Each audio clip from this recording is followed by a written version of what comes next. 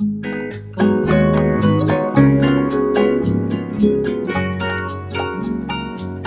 Guys, मैं हूँ Preeti and welcome back to mother squad. अगर आप मेरे चैनल पर पहली बार आए हैं तो मैं थोड़ा सा ब्रीफ आपको अपने बारे में बता देती हूँ।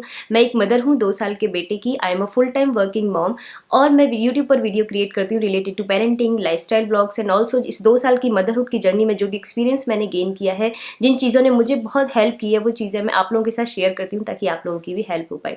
तो अभी रिसेंटली हमने एक सीरीज स्टार्ट की है, इन्फेंट केयर सीरीज, जिसमें हम छोटे बच्चे से रिलेटेड जितनी भी पॉसिबिलिटीज़ मुझे लगती हैं कि ये टॉपिक पर मुझे वीडियो बनाना चाहिए, मैं बनाती जा रही हूँ। अगर आप लोगों को लगता है कोई पर्टिकुलर टॉपिक जिस पर आप चाहते हैं कि मैं वीडियो बनाऊं तो डेफिनेटली नीचे कमेंट करके ज़रूर बताना। मैं ज़रूर से ट्राई करूंगी कि मैं उस पर वीडियो बनाऊं।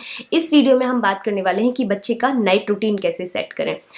सबसे पहले तो हमें ये जानना ज़रूरी है कि स्टार्टिंग में जो बच्चा होता है वो 18 से 20 घंटे सोता ही सोता है। एक अच्छी ग्रोथ के लिए, उसकी लाइफ के लिए इतनी नींद ज़रूरी है और एज ए पेरेंट हमें मेक श्योर करना होता है कि हमारा बच्चा अच्छी नींद ले पाए। इनिशियल डेज में क्या होता है कि बच्चे की जो क्लॉक होती है वो बिल्कुल डिफरेंट होती है, बिकॉज वो वार्म से आया है, उसके लिए जो एनवायरनमेंट है दिन और रात का उसको फर्क नहीं पता। जब वार्म में था तो वहाँ पर ऐसी कोई क्लॉक नहीं थी जो उसको ये बताती कि अभी दिन है, अभी रात है। अभी वो बाहर आया है तो यहाँ पर बिकॉज उसको समझने में चीज़ों को टाइम लगेगा। तो अभी वो बाहर की दुनिया में आया है, वो धीरे धीरे इस दिन और रात के फ़र्क को समझना शुरू करेगा। बट एज ए पेरेंट हम लोग बहुत ज़्यादा कई बार स्ट्रेस्ड हो जाते हैं, परेशान हो जाते हैं कि बच्चा रात में नहीं सो रहा है, प्लस दिन में भी उसकी टेक केयर करनी है, तो स्लीप डिप्रीव्ड हो जाते हैं। बट लकीली मेरे केस में आयांश के साथ इनिशियल डेज से ही हमें कभी बहुत ज़्यादा इतनी मेहनत नहीं करनी पड़ी उसके साथ में रात में कि वो रात भर जग रहा है तो हमें भी जगना पड़ा हो। बिकॉज स्टार्टिंग के दिनों में हमने कुछ चीज़ों को आइडेंटिफाई कर लिया, सही टाइम पर आइडेंटिफाई कर लिया और एक पर्टिकुलर रूटीन हमने फॉलो किया। अपने बच्चे के बिहेवियर को भी हमने बहुत डिटेल में स्टडी किया, उसके अकॉर्डिंग ही हमने काम किया और स्टार्टिंग की इन्हीं सब चीज़ों की वजह से स्टार्टिंग की जो हमारी पेरेंटिंग जर्नी थी बहुत ही स्मूथली निकल गई। तो वो चीज़ें क्या थी जिन्होंने मुझे हेल्प की, डेफिनेटली मैं इस वीडियो में आप लोगों के साथ बता रही हूँ। सबसे पहले हम 2 चीज़ों का ध्यान रखते थे। नंबर 1 इज़ कि उसका पेट अच्छे से भरा हुआ हो, क्योंकि अगर उसका पेट अच्छे से भरा हुआ नहीं होगा तो वो कभी नहीं सो सकता। बिकॉज बच्चों के केस में नहीं, अगर बड़ों को भी भूख लगती है तो उनको भी नींद नहीं आती है। तो उसका हम रूटीन शाम से इस तरीके से सेट करते थे कि रात में जब उसका स्लीपिंग टाइम है तब उसका फीडिंग टाइम भी हो, ताकि वो प्रॉपरली अपना पूरा फीड अच्छे से लेके सो पाए। दूसरी चीज़ कि उसका डायपर हम हमेशा उसको रात में चेंज करके सुलाते थे, अच्छे से पूरा क्लीन करके, उसका जो जेनिटल एरिया है वो क्लीन करके, डायपर रैश क्रीम लगा के डायपर चेंज करके। इन 2 चीज़ों का बचपन से लेके आज तक हम ध्यान रखते आ रहे हैं और ये 2 चीज़ हम हमेशा फॉलो करते हैं। कई बार ऐसा होता है कि डायपर चेंज करना भूल गए, जिसकी वजह से बच्चे को इरिटेशन होती रहती है। अगर उसने 2-3 बार पी कर दी है तो वो ढंग से नहीं सो पाता है, बार बार उठता रहेगा। तो ये 2 चीज़ें थी जो हम मेक श्योर करते थे बचपन से लेके और आज तक भी मेक श्योर करते आ रहे हैं कि जब वो सोता है तो उसका पेट अच्छे से भरा हुआ हो और हम डायपर चेंज करके सुलाएं। और दूसरी चीज़ थी उसका रूटीन। तो रूटीन एक ऐसी चीज़ है जो ना कि सिर्फ बच्चों को बल्कि बड़ों को भी, अगर किसी पर्टिकुलर गोल को अचीव करना है तो एक डेफिनेट रूटीन होना बहुत ज़रूरी है। सेम वे में बच्चों के साथ भी है। बच्चों के केस में बस हम पेरेंट को मेहनत करनी होती है एक पर्टिकुलर रूटीन को फॉलो करने में। आयांश के केस में स्टार्टिंग से ही हमने काफ़ी मेहनत की उसका नाइट रूटीन सेट करने के लिए। अगर उसको 10 बजे हमें बेड पर लेके जाना है तो no matter what the situation is, हम कहाँ पर हैं, किसी पार्टी में हैं, घर में कोई पार्टी है, आयांश एक्टिव है, वो और खेलना चाहता है या नहीं चाहता है, हम उसको 10 बजे उसके रूम में लेके आ जाते थे। अगर उसको और खेलने का मन भी है तो वो अपने बेडरूम में जाके उसके बाद खेल सकता है थोड़ी देर और, अगर वो चाहता है 5-10 मिनट और। बट एक डेफिनेट टाइम पर उसके बेडरूम में हम उसको अभी तक भी, बचपन से लेके अभी तक भी हम लेके जाते हैं, ताकि उसको ये बता दें कि ये मेरे सोने का टाइम हो गया है and I am suppose to sleep.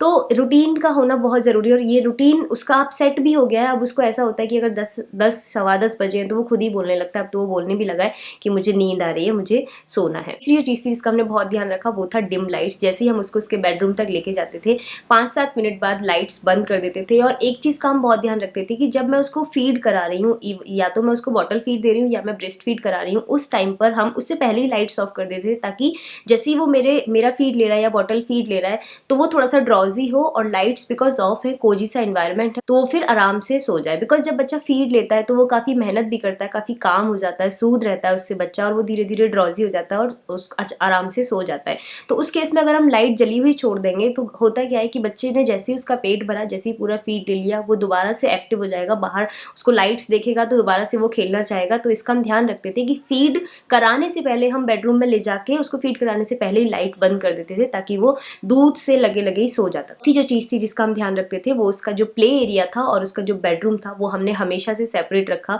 उसके टॉयज़ को हम कभी उसके बेडरूम तक लेके नहीं गए, बिकॉज ऑब्वियसली अगर टॉयज़ बेडरूम तक आएंगे, जो बच्चा डिस्ट्रैक्ट होता है और वो टॉयज़ के साथ फिर उनको छोड़ना नहीं चाहता, वो फिर खेलना ही चाहता है। इसलिए हम हमेशा जब भी उसको प्ले एरिया से बेडरूम तक लेके जाते थे तो कोई भी टॉयज उसके साथ नहीं लेके जाते थे। जब वो छोटा था तब भी रेटल्स वगैरह कुछ भी हम उसके साथ उसके बेडरूम तक नहीं लेके जाते थे, ताकि वो डिस्ट्रैक्ट ना हो और बहुत आराम से सो जाए। और आज तक भी हम वही चीज़ फॉलो करते आ रहे हैं कि अयांश को अगर सोना होता है, हम उसको सुलाने के लिए लाते हैं तो कोई भी उसका टॉय उसके बेडरूम तक नहीं आता। अभी तो वो बड़ा हो गया है, 20 महीने का हो गया है, तो कई बार वो बोलता है कि मुझे इस टॉय को लेके जाना है, तो हम उसको उसके प्ले एरिया में थोड़ा सा और टाइम देते हैं कि तुम अगर इसके साथ खेलना है तो 5-10 मिनट और खेल लो, बट प्रॉपरली बाय बोल के तब हम उसको उसके बेडरूम तक लेके आते हैं। पांचवी जो चीज़ थी जिसका हमने ध्यान रखा वो कि हमने बचपन से कभी भी विजुअल कोई भी चीज़, टीवी या मोबाइल कोई भी उसके बेडरूम में नहीं कभी चला के दिया, बिकॉज ये चीज़ें बच्चे को डिस्ट्रैक्ट करती हैं, फिर वो सोना नहीं चाहता। तो बचपन से ही हमने कभी भी उसके बेडरूम में टीवी, राइम्स और इन सब चीज़ों को नहीं दिखाया उसको। म्यूज़िक हाँ हम चलाते थे, बट वो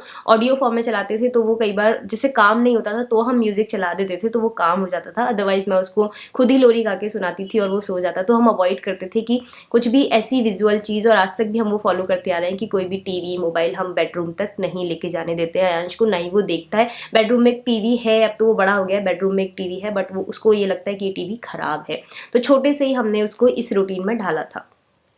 छठी जो चीज़ थी जिसका हमने बहुत ध्यान रखा वो था कि इन्वायरमेंट एक कोजी और ड्रॉजी इन्वायरमेंट क्रिएट करना बहुत ज़रूरी है सोने के लिए, बिकॉज बच्चों की नींद बहुत ही अच्छी होती है। अगर वो एक बार सो गया तो उसके बाद में हम लोग बहुत ज़्यादा शांति रखते थे, बिकॉज अगर एक बार नींद खुल गई तो फिर सोना भी बड़ा डिफिकल्ट हो जाता था। इसलिए बिल्कुल शांति रखते थे हम अपने रूम में, बहुत ही कोजी सा इन्वायरमेंट क्रिएट करते थे। लाइट बिल्कुल डिम होती थी, बहुत छोटा सा बल्ब जलता था, बस उसी का उजाला होता था और एकदम शांति होती थी ताकि वो आराम से सो पाए।